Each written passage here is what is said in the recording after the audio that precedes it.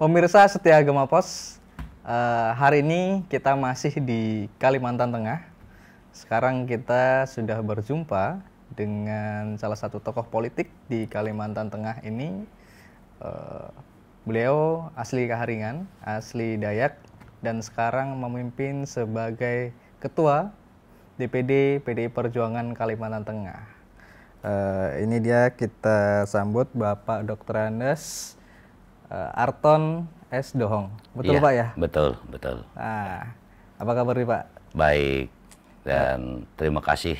Ya, semoga kita semuanya dalam menjalankan tahun 2023 ini selalu dalam lindungan Tuhan Yang Maha Kuasa, Ida Sang Hyang Widewasa.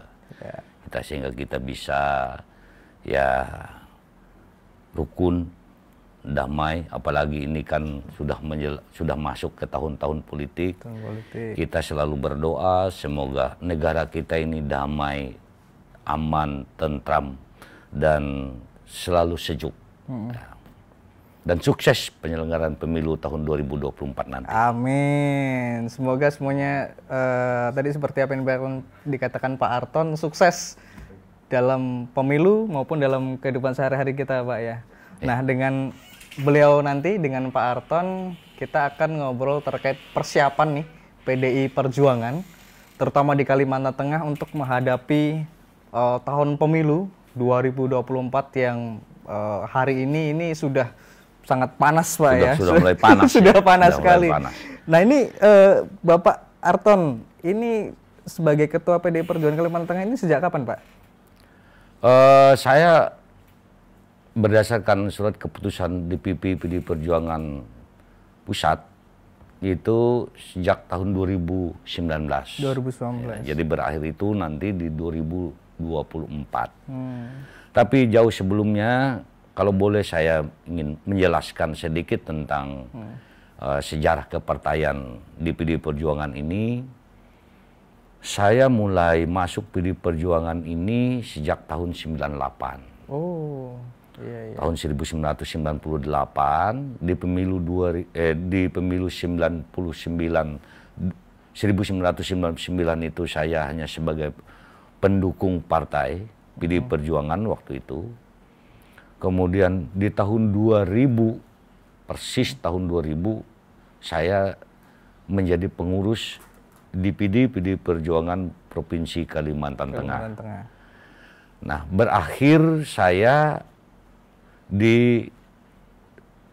karena saya harus pindah ke kabupaten di tahun 2010. Berakhir masa jabatan saya di DPD PDI Perjuangan Provinsi Kalimantan Tengah, dan di tahun 2010 sampai dengan 2015 saya menjadi sekretaris DPC PDI Perjuangan Kabupaten Gunung Mas. Kemudian di 2015 sampai dengan 2020 saya terpilih menjadi Ketua DPC PDI Perjuangan Kabupaten Gunung Mas. Nah, setelah itu baru saya ditunjuk dan ditugaskan oleh DPP PDI Perjuangan Pusat di tahun 2019 melalui Konperda. Berarti belum selesai ya yang di Gunung Mas, Pak ya?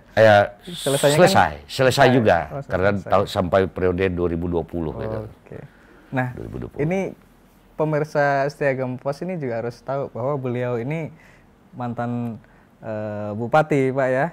Ya. Di Kabupaten Gunung Mas. Ya. Jadi waktu itu sudah di PDIP ya, waktu di bupati? Sudah. Saya jadi anggota DPRD provinsi itu tahun 2004 sampai dengan 2009. Tetapi saya menjalankan tugas sebagai anggota DPRD provinsi itu hanya sampai Desember 2008. Karena Desember 2008 saya dilantik sebagai wakil bupati Gunung Mas. Periode 2008-2013. Nah, jadi kurang lebih 8 bulan lah saya meninggalkan, tidak bisa menyelesaikan tuntas tugas saya sebagai anggota DPRD Provinsi Kalimantan Tengah pada saat itu. Ya, sehingga niat hati itu hanya satu periode gitu. Hanya menghantarkan partai ini biar partai ini menang calon bupati dan wakil bupatinya, tetapi periode berikutnya saya mau kembali ke provinsi lagi. Tapi oleh partai menugaskan kembali untuk calon wakil bupati pada waktu itu untuk yang kedua kali. Namun karena mungkin Tuhan merencanakan lain terhadap nasib saya ya. Jadi saya akhirnya 2014, 2019 menjadi bupati. Ya. Selesai di bupati, terus kemudian di ketua DPD PD Perjuangan Provinsi Kalimantan Tengah. Balik lagi ke provinsi, Pak. Balik lagi ke provinsi. Padahal rencana awal kita pensiun di kabupaten sajalah sambil ngurus anak cucu. Sekarang umurnya udah berapa, Pak? Saya sudah masuk ke 61 tahun. Wah, masih muda lah, Pak. Kalau karir politiknya masih panjang, ini masih jauh karir politiknya. Ya, tapi kita juga kan harus sadar diri. Kita juga harus mengkaderkan kader yang lain gitu. Kalau semua yang tua-tua, kapan lagi yang muda bisa muncul gitu, bisa ikut eksis gitu, bisa berperan. Nah, tugas kita yang tua-tua ini yang perlu disadari bahwa di politik ini perlu ada pengkaderan. Siapapun, sepanjang dia sudah mengikrarkan dirinya dalam satu ideologi partai, maka orang itu wajib kita dorong untuk bisa berperan aktif, bisa menjadi bupati, wakil bupati, bisa menjadi wali kota, wakil wali kota, bisa menjadi gubernur, wakil gubernur, atau bisa menjadi anggota DPR. Itu tugas-tugas orang-orang tua, tugas-tugas orang-orang yang sudah tua gitu. Karena ini secara alami ini bisa entah kapan berakhir hidup ini.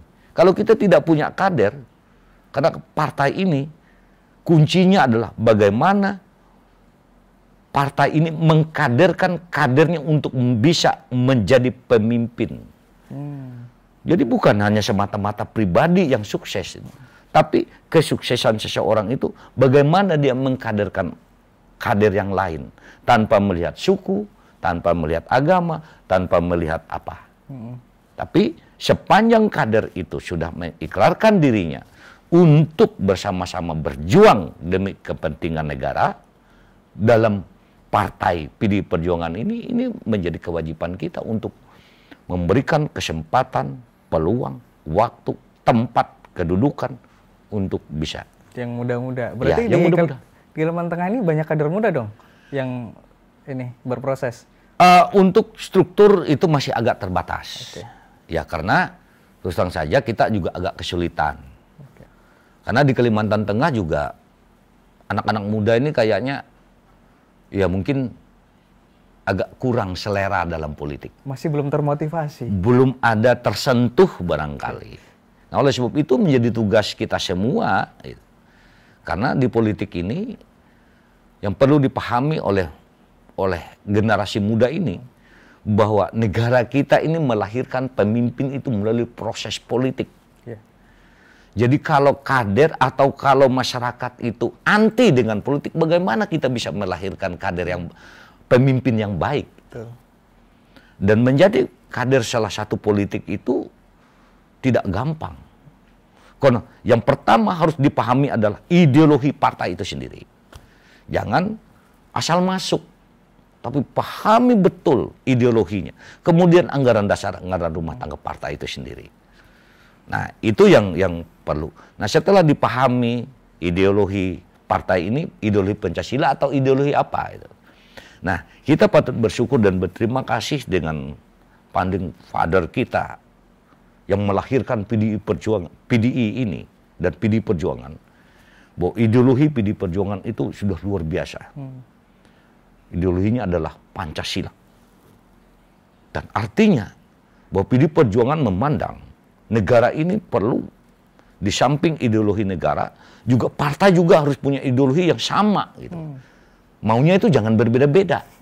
Karena tujuan kita sama. Negara kita ini satu gitu. Dan dalam satu naungan negara besar, yaitu negara atau bangsa Indonesia. Nah, oleh sebab itu Kita patut bersyukur, saya sebagai kader PD Perjuangan, yang sudah berpuluh-puluh tahun sudah di PD Perjuangan ini, bangga begitu, dengan ideologi kita, dengan konsep politik yang jelas, keberpihakannya kepada rakyat. Kemudian membangun bangsa ini punya komitmen yang kuat. Bagaimana negara kita ini bisa maju, bisa mandiri, bisa kuat, seperti negara-negara yang sudah maju. Nah ini kan suatu hal yang luar biasa menurut saya. Jadi saya tidak merasa rugi kalau saya berada di PD Perjuangan, mati pun saya siap. Karena saya bangga dengan ideologi itu. Gitu. Dan ideologi itu bukan hanya ideologi tok gitu. Tapi ideologi ini memang betul-betul diterapkan oleh DPP untuk seluruh kader itu, yang jelas keberpihakannya itu kepada rakyat kecil, rakyat jelata, atau kalau bahasa masyarakat yang di bawah, gitu, akar rumput. Akar rumput. Namun suatu hal yang masih menjadi kendala kita adalah kemampuan sumber daya keuangan kita untuk bisa lebih eksis. Perlu kami informasikan bahwa sejak saya memimpin menjadi ketua DPD PD Perjuangan Provinsi Kalimantan Tengah di tahun 2020 sampai dengan 2022, kalau kita hitung beras stok dalam rangka kita menghadapi COVID-19 kemarin, kemudian beberapa kali bencana banjir, yang tercatat saja di DPD, belum lagi yang DPC untuk meringankan beban masyarakat kita yang terdampak banjir dan terdampak COVID. DPD mencatat lebih kurang 100 ton beras. Itu belum yang sembako, belum lagi yang lain-lainnya. Nah ini kan suatu hal yang kami merasa masih kurang. Karena masyarakat kita juga banyak yang masih membutuhkan, masih banyak yang mengharapkan bantuan dari siapapun untuk sedikit meringankan beban mereka yang sedang mengalami musibah, baik yang banjir maupun yang terkena COVID. Kami ikut menyelenggarakan sebagai penyelenggara saja untuk vaksin itu 4 kali. Vaksin tahap 1, tahap 2 dengan vaksin booster yang terakhir, yang ketiga. Ini kan kita membutuhkan anggaran. Ya biaya sewa tenda, sewa kursi, kemudian untuk makan minum para tenaga medis kita. Kemudian minum, kemudian ada snack untuk para peserta. Yang paling tidak dengan itu kita sedikit berbuat gitu. Belum maksimal. Tapi kami terus berupaya untuk bagaimana membantu masyarakat yang sedang kesulitan. Karena ini perintah Ibu Ketua Umum yang selalu mengatakan dekati rakyat, turun ke bawah, layani masyarakat. Tapi ini belum secara maksimal kami sebagai kader PD Perjuangan, khususnya Kalimantan Tengah, belum secara maksimal untuk bisa melaksanakan itu. Yang pertama karena keterbatasan kemampuan keuangan. Kemudian karena banyak tugas-tugas. Kader kita ini kan bukan hanya sekedar jadi pengurus, tapi dia juga ada kesibukannya juga untuk mencari hidup. Juga kan. Untuk memenuhi kebutuhan hidup rumah tangga atau keluarganya gitu. Nah itu kita sadari betul. Tapi paling tidak apa yang diperintahkan oleh partai, oleh Ibu Mega kepada kader itu, PDI Perjuangan Provinsi Kalimantan Tengah sudah berusaha sebatas yang kami bisa. Turun ke bawah, kemudian membantu masyarakat. Memang tidak dapat kami lakukan secara keseluruhan. Yaitu tadi, karena keterbatasan. Tapi minimal roh partai ini, lahirnya partai ini untuk membantu wong cilik atau masyarakat yang ada mengalami kesulitan, walaupun tidak dapat secara semua, tapi kami bisa melakukan itu sebatas yang dapat kami lakukan. Artinya pada saat pandemi COVID-19 waktu itu meskipun nggak maksimal, tapi PDI Perjuangan bersama pemerintah, bersama yang lainnya itu turun ke bawah membantu masyarakat, kan begitu. Meskipun dengan semua keterbatasannya tadi, terutama di Kalimantan Tengah dan beberapa kabupaten. Nah, sebenarnya ini Pak, kalau dilihat aktivitas dari PDI Perjuangan nih, Kalimantan Tengah ataupun beberapa kabupaten DPC di bawahnya, ini persiapannya menjelang pemilu 2024 ke depan seperti apa Pak? Sudahkah menyiapkan kader-kadernya? Nah sekarang ini kan prosesnya kan sudah masuk ini perekrutan legislatif. Nah ini seperti apa persiapannya Pak? Baik, kami sudah diperintahkan melalui surat DPP sejak akhir bulan Oktober 2022 untuk merekrut kader, untuk merekrut, menjaring calon-calon anggota legislatif, baik di tingkat DPR kabupaten kota, DPRD provinsi maupun DPR RI. Nah, sekarang kita sudah siap, tinggal masuk ke silon, sistem pencalonan. Nah, artinya bahwa PDI Perjuangan, ya karena kita oleh DPP dan menjadi komitmen seluruh jenjang struktur partai, baik di tingkat ranting, ranting PAC, di tingkat kecamatan maupun di tingkat kabupaten, kota maupun provinsi sampai ke pusat, punya komitmen bahwa Partai Demokrasi Indonesia Perjuangan ini jangan membuat negara menjadi susah gitu. Jangan membuat negara menjadi kesulitan. Kesulitan dalam arti apa?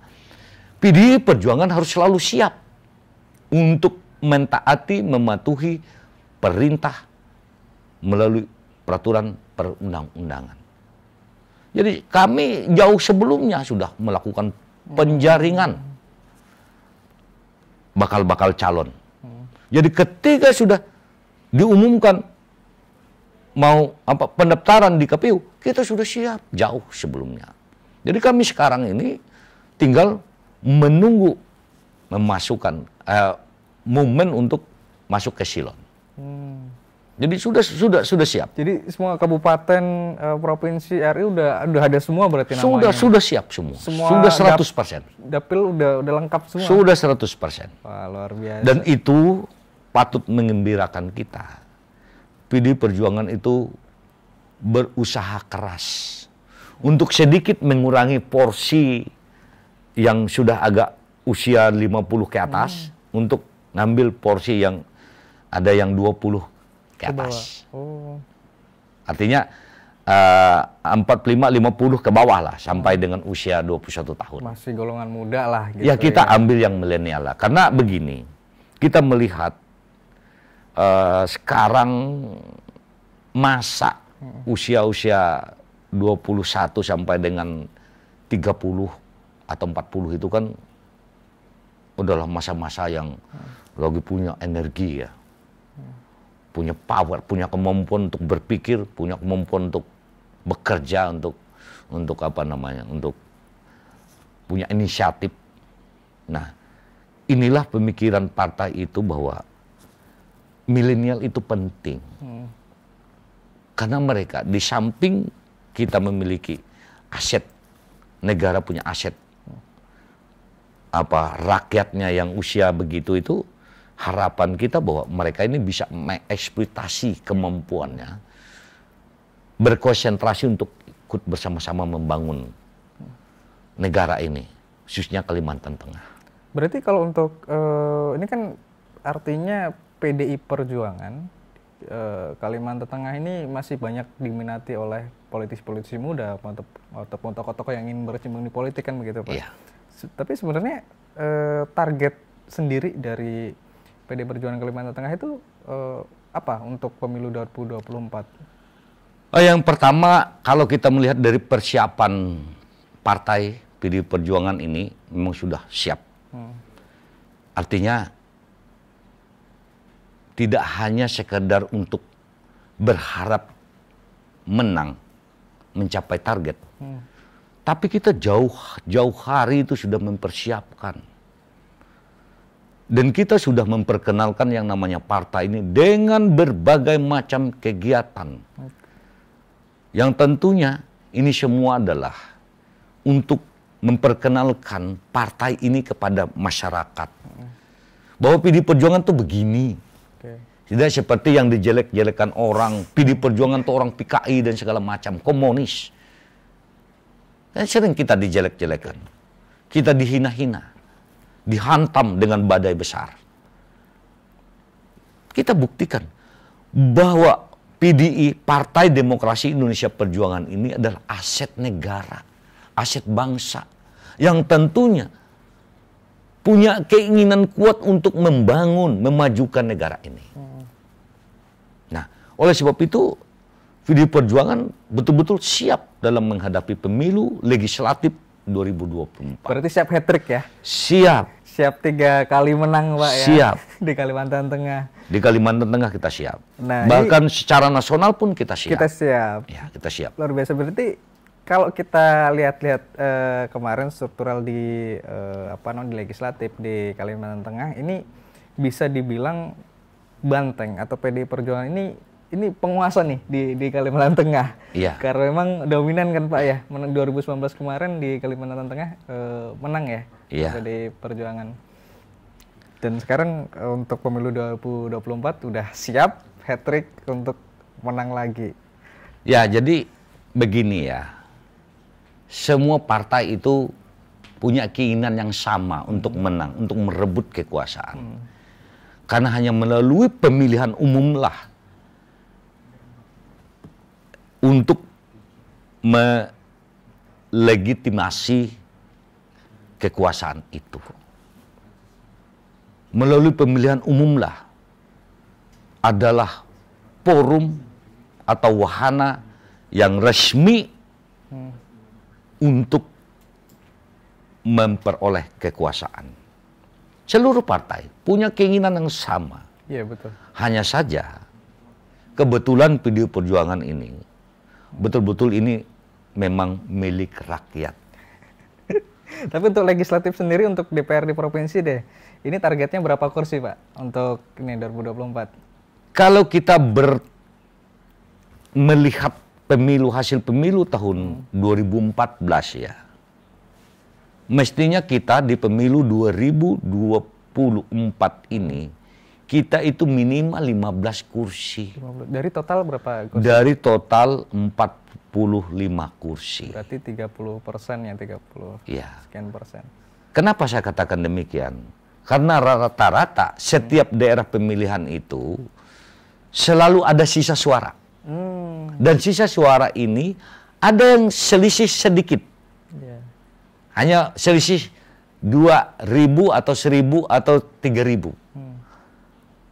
Jadi ini potensi kita menang di dapil itu cukup besar di pemilu 2024. Dengan catatan bahwa yang pertama calon ini harus betul-betul kerja keras. Jadi dan bersama-sama bersama-sama dengan partai. Jadi berjuangnya itu bukan hanya calon, tetapi partai secara struktur betul-betul itu bergerak. Baik pengurus di tingkat anak ranting, pengurus di tingkat ranting, pengurus di tingkat kecamatan atau PAC, maupun pengurus di PC dan di PD. Harus betul-betul kerja all out untuk merebut kemenangan itu. Saya yakin kita bisa menang. Tapi untuk target ini, yakin solid ini Pak, PDI Perjuangan Kalimantan Tengah untuk ngejarnya? Dari struktur calon, betul-betul kita yakin. Dari struktur calon, dari calon yang telah tersaring 100% ini, saya yakin bisa.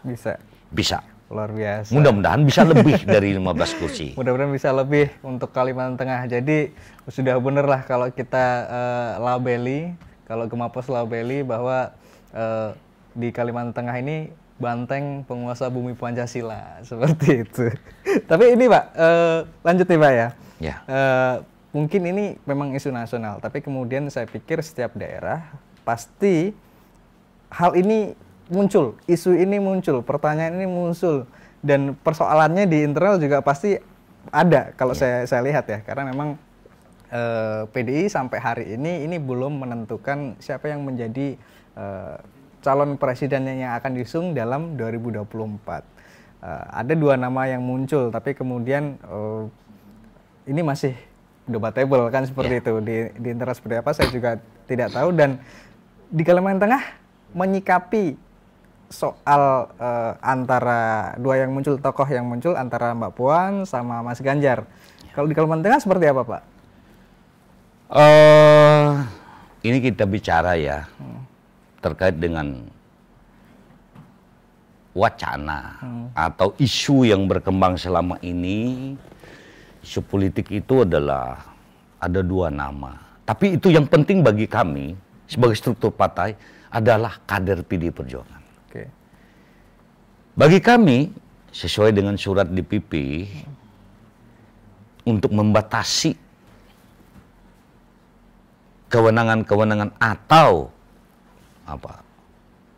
adanya trik-trik politik dari seluruh jajaran struktur partai, maka DPP mengeluarkan surat untuk melarang seluruh struktur partai, baik itu DPD, DPP, DPD, DPC, PAC, ranting dan anak ranting untuk membicarakan calon presiden dan calon wakil presiden. Karena jelas di dalam Kongres itu telah mengamanatkan kepada Ibu Ketua Umum untuk dengan hak, diberikan hak prerogatif kepada Ketua Umum untuk menentukan calon presiden dan calon wakil presiden. Nah, kita bangga sebagai partai, sebagai kader Partai Demokrasi Indonesia Perjuangan, kok banyak kadernya yang muncul, gitu.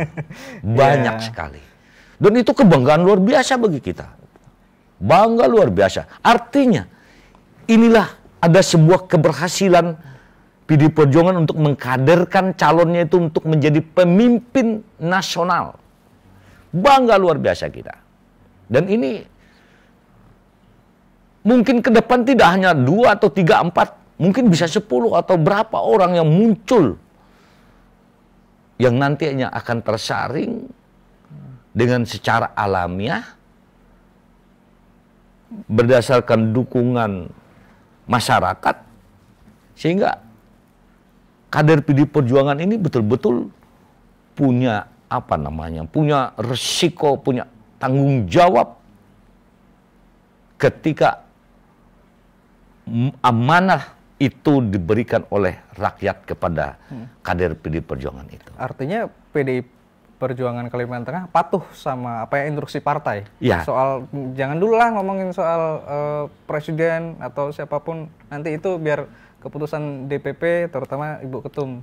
Ya. Seperti itu. Saya didatangi oleh beberapa. Ya, mungkin beberapa yang muncul di media selama ini di kalangan masyarakat. Saya tetap berpegang dengan perintah partai. Bukan berarti saya tidak mendukung si A, si B. Tidak. Tapi ketika saya diperintahkan oleh partai, mohon maaf, saya harus tunduk dengan perintah partai. Siapa yang datangin Bapak itu, Pak? Ada beberapa relawan ya. Ada beberapa relawan dan relawan dari beberapa yang muncul ya. Dari PD Perjuangan. Saya menyatakan saya mohon maaf. Karena saya ini harus tunduk dengan surat DPP. Tetapi ketika putusan Ibu Mega menugaskan siapa kader PD Perjuangan yang dicalonkan menjadi calon presiden dan calon wakil presiden, maka hidup mati kita berjuang.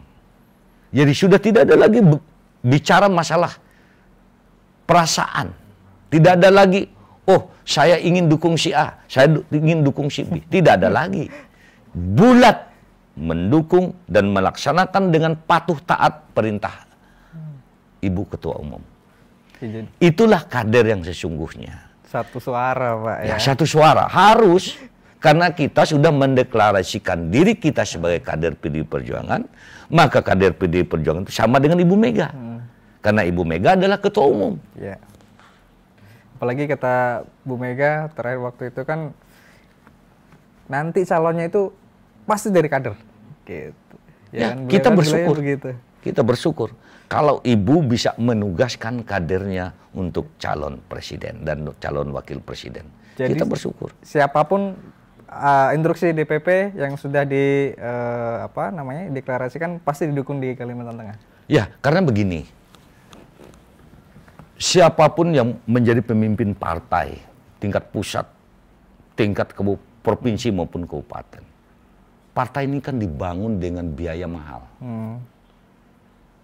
Memerlukan orang kerja keras.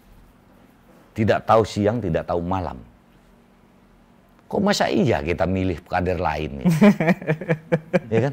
Masa iya kita milih kader lain? Iya. Sangat mustahil partai itu.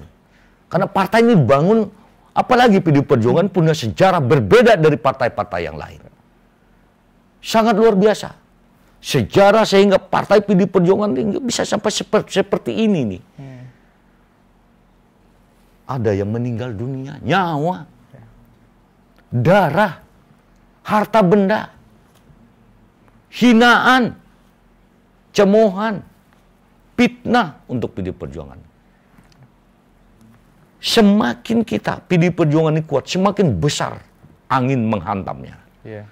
Tapi saya yakin, karena PDI Perjuangan punya prinsip adalah untuk negara. Saya yakin semakin dihantam PDI Perjuangan, maka masyarakat akan semakin mengenal dan semakin berpihak kepada PDI Perjuangan. Oleh sebab itu, bagi kami PDI Perjuangan, kader PDI Perjuangan, apapun yang diputuskan oleh Ketua Umum Ibu Hajah Megawati Soekarno Putri terkait dengan calon presiden dan wakil presiden, maka tidak ada tawar-menawar bagi kader PDI Perjuangan. Harus satu kata, berjuang habis-habisan, bekerja secara gotong royong untuk memenangkan calon yang diusung oleh PDI Perjuangan. Iya. Karena emang ya perintah partai seperti itu kan. Ya kalau kader harus taat dong. Ya kalau enggak taat keluar. Karena kita ini ada aturannya, partai ini ada aturannya gitu. Iya. Kalau tidak taat keluar dia. Udah, nggak usah di PDI Perjuangan kalau enggak taat. Cari partai yang tidak taat gitu. Itulah. Tapi, makanya oleh sebab itu ya saya mau jelaskan. Ya, saya walaupun orang menghina pribadi saya tidak akan terganggu. Tidak terganggu saya. Tapi kalau orang menghina atau coba-coba mau menghantam partai, saya akan menghadapi. Karena begitu besar PDI Perjuangan ini kalau tidak dirawat, kalau kadernya semua orang-orang pelin-pelan, bagaimana bisa kader ini bisa, PDI ini bisa kuat? Ada banyak contoh setelah jadi anggota DPR, tidak ditugaskan jadi anggota DPR, lari ke partai lain. Yeah. Padahal partai melihatnya orang ini belum cocok, dia tidak cocok ditempatkan di DPR. Okay. Kemudian ada lagi kader ini yang ditugaskan untuk jadi bupati atau wakil bupati. Setelah tidak ditugaskan, mau jadi gubernur atau mau jadi apa lagi, pindah cari partai lain. Bahasanya kan nggak dapat rekom. Kan persoalannya bukan kita yang tahu potensi kita, tetapi partai yang tahu potensi kita. Partai lebih tahu tentang kita ini mau ditugaskan kemana. Kalau toh juga ditugaskan, artinya partai bertanggung jawab. Pada saat dia ditempatkan di situ, partai harus bertanggung jawab memenangkan dia di situ. Ketika partai tidak menugaskan dia di situ, maka seharusnya kita harus sadar diri. Apa sih kelemahan saya?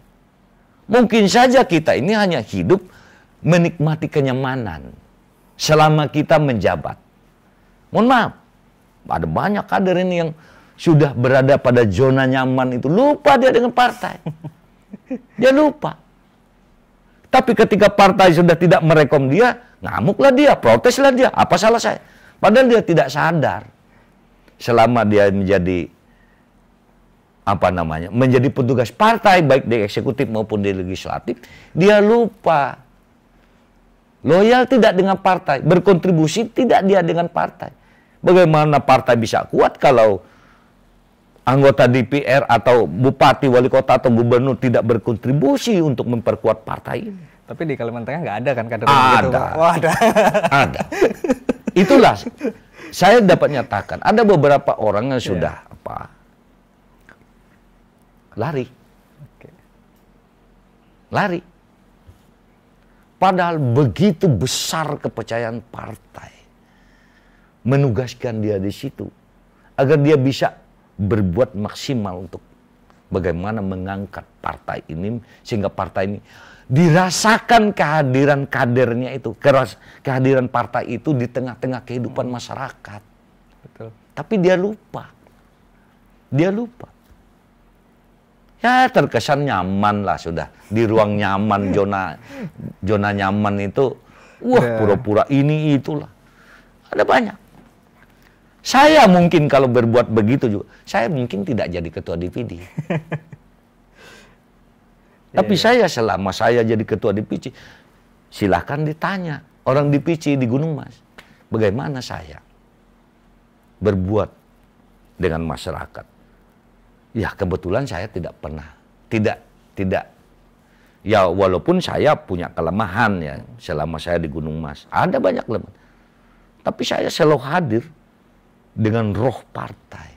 Saya berbuat untuk kepentingan masyarakat di sana. Oke, jadi intinya memang kalau di PDI Perjuangan ini kader ya memang harus sesuai dengan apa yang diideologikan, pemahamannya, terus kemudian secara aturan ya memang harus taat. Itulah kader yang sesungguhnya. Dan memang PDI Perjuangan kan punya punya tujuan, punya misi, punya ideologi yang memang sudah mapan, mantap begitu. Itulah yang Ibu selalu katakan. Orang hanya melihat, mohon maaf saya dengan Ibu maupun dengan kader PDI Perjuangan atau dengan masyarakat. Yang disiarkan ketika Ibu pidato itu hanya yang nadanya tinggi gitu, nonjok-nonjok. Hanya itu dipotong. Tapi orang tidak tahu awal Ibu bicara ini apa gitu. Dan akhirnya Ibu bicara apa. Orang hanya mengambil potong yang ya namanya musuh politik kan ambil yang jelek-jeleknya aja. Yang buat viral. Iya, supaya viral gitu. Ini yang saya katakan. Ibu itu orang betul-betul itu memikirkan bagi kepentingan negara. Dia selalu menekankan kepada kader, turun, kawal masyarakat. Datangi masyarakat yang kesulitan. Ini perintah bukan hanya mulut, Ibu sendiri melakukan itu. Bagaimana Ibu bisa mendapat gelar profesor honoris causa? Doktor honoris causa? Dan banyak nggak? Kalau Ibu tidak melakukan itu, sangatlah aneh. Apalagi itu kan lembaga luar negeri. Inilah sosok seorang pemimpin yang betul-betul itu tidak hanya memikirkan dirinya sendiri, tapi betul-betul itu fokus dia. Lebih besar pemikirannya itu bagaimana membuat negara ini bisa maju, rakyatnya sejahtera, aman, dan damai. Itulah kebanggaan bagi kami. Saya secara pribadi menyatakan diri saya bahwa beliau patut menjadi seorang tokoh bagi saya. Bagi saya tidak membicarakan orang. Bagi saya dan bagi keluarga saya. Ya syukur-syukur negara ini mengakui cara berpikir dan tindakan Ibu itu. Ibu Megawati Soekarno Putri itu adalah betul-betul negarawan. Ya. Balik lagi nih Pak, soal tadi kita bicara soal soal calon presiden, terus kemudian kekuatan partai dalam mengikat, terus kemudian mendidik para kadernya. Tapi kemudian beberapa 2 hari lalu kalau tidak salah ini terkait bahwa PDI Perjuangan ini kan dalam 2024 masih sendiri kan, belum punya koalisi yang memang sudah sah begitu. Tapi bahkan Mbak Puan mengatakan siap untuk menjadi tuan rumah bergabungnya koalisi-koalisi menjadi koalisi besar, katanya begitu. Kalau di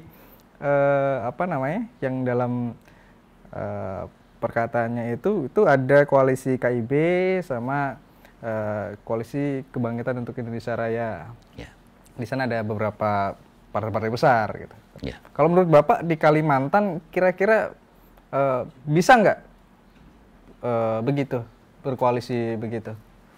Ya, koalisi itu kan kalau pusat berkoalisi berarti kan sama sampai ke bawah, sampai ke tingkat DPC, PAC, ranting. Terutama dalam rangka kita suksesi pemilihan presiden dan wakil presiden. Bagi kami di daerah, di tingkat provinsi, kabupaten, dan kota, kalau DPP partai melakukan koalisi dengan partai-partai apa saja, yang tentunya partai yang satu, yang sama ideologinya, sama pemikirannya, sama visi dan misinya untuk negara ini. Saya kira tidak ada masalah ya. Karena terus terang saja, untuk tingkat DPD dan DPC itu tidak punya kewenangan untuk menentukan koalisi, terutama dalam pemilu presiden. Ya, itu kewenangan mutlak itu.